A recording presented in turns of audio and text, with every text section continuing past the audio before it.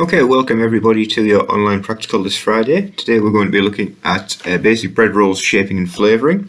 This was recorded in the kitchen at the college, so apologies for the background noise. Okay, good luck. Okay, good afternoon everybody. For your afternoon lesson today we're going to look at bread rolls and the different shaping of. So we're going to start off by making our dough in a very similar way that you are used to making in the classes over the past couple of weeks. In here we have our strong bread flour with a pinch of salt. I've got my tepid water in the jug, and I've got my yeast that you've measured out with a spoonful of sugar in the pot here. So we're going to combine those with the yeast to make the water, combine it with the bread, and we're going to form it into a dough. Okay, so once you've been kneading your dough for 10-15 minutes, it should look something like this. Got a nice little kind of bounce to it, so you can see plenty of kind of resistance coming from the gluten.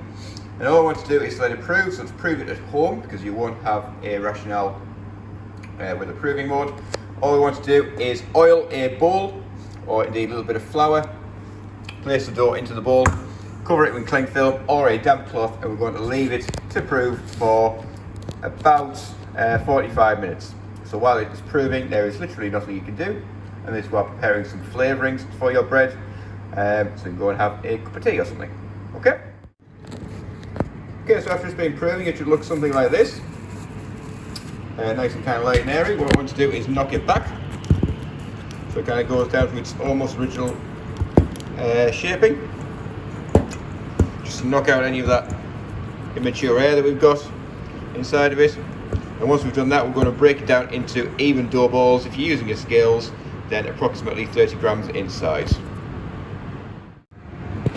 Okay, so what we're going to do now is we're going to convert all of our dough balls, which we've got measured out, into neat little spheres like so.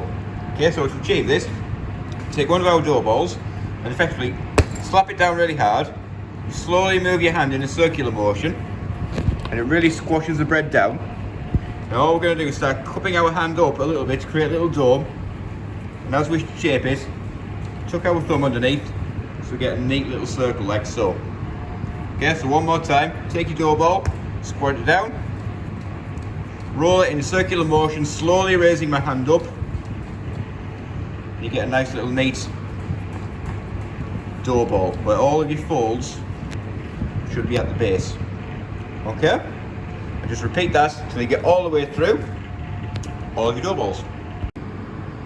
Okay, once you've got them all rolled up, you can place them onto your baking sheet that you've brought home from college or your own baking tray. Line it with some parchment paper, or just like last week, if you haven't got parchment paper, you can put a little bit of oil down or a little bit of butter and flour just to stop them sticking. And then again, cling film or your damp tea towel back over the top, and we're going to prove these for another 20 minutes. Okay, so after they've been proving for 10 minutes or so, they will have increased in size, and all you can do is decide on what kind of finishing technique you're going to do to it. It completely depends on what you have available to you. You could just use a little bit of milk, glaze it over the top, and you'll get kind of a nice shine to it when it bakes in the oven. If you haven't even got any milk, then you can also just put them in plain. You can dust them with a little bit of plain flour on the top, and it'll give you kind of a nice country loaf finish to it. You can also put some toppings on the top, but you'll need to use a little bit of egg wash or at least milk to help them stick. So this one has just been decorated with poppy seeds. You can put some cheese on the top if you have some cheese available to you, but you don't need to stick, because as the cheese melts it will naturally stick on the top anyway. Or you can dust them with a little bit of dried herbs if you have some dried herbs available to you. Another thing that you can do is you can get a knife and slash the top of it open so you get a different kind of finish to it.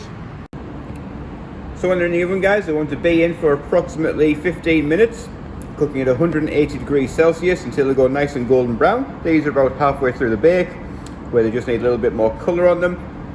If you haven't got a fan oven and you're going on gas, then you're looking at kind of gas mark 6 on a middle shelf. So when they cook, guys, they should look something like this. If they've proved together a little bit and baked together a little bit, you'll be able to just tear them apart fairly neatly. So you get kind of a nice tray of about a dozen bread rolls at least. As ever, if you need any help, I will be in the conference from 3 till 5, but you only need to come into the conference if you have any questions on the actual baking or any problems that I can solve. Okay, that is this week's lesson. Good luck.